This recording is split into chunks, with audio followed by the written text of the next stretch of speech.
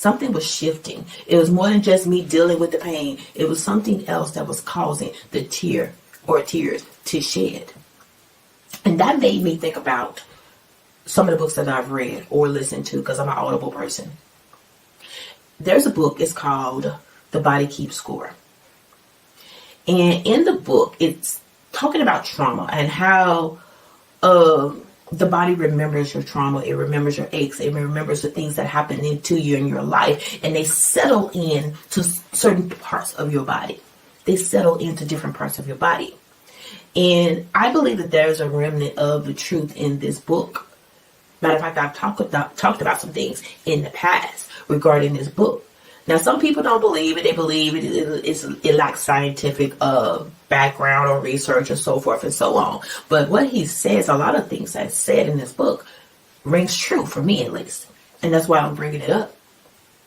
I talked about many things that have happened to me in terms of any kind of illness, any kind of disease in my body. Matter of fact, I talked about my scars to you a lot in first season, and you can go back and watch those. And I talked about a little bit of more in the second season about the connection between disease and our unchecked emotions.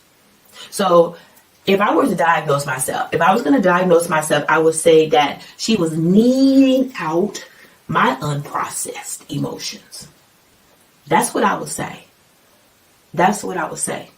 Now, when I was doing research, and I'm talking about my scars, there's multiple things that were happening at the same time. But one of the key things with me is that I didn't express my emotions. I always pushed them down. I had the illusion that I could handle anything.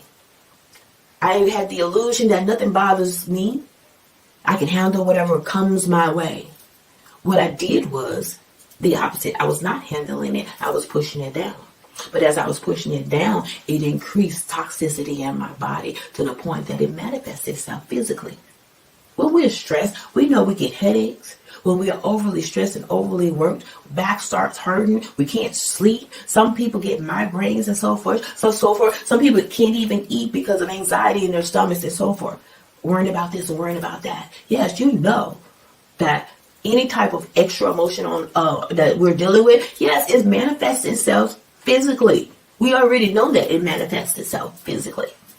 So just imagine having those emotions for a prolonged period of time.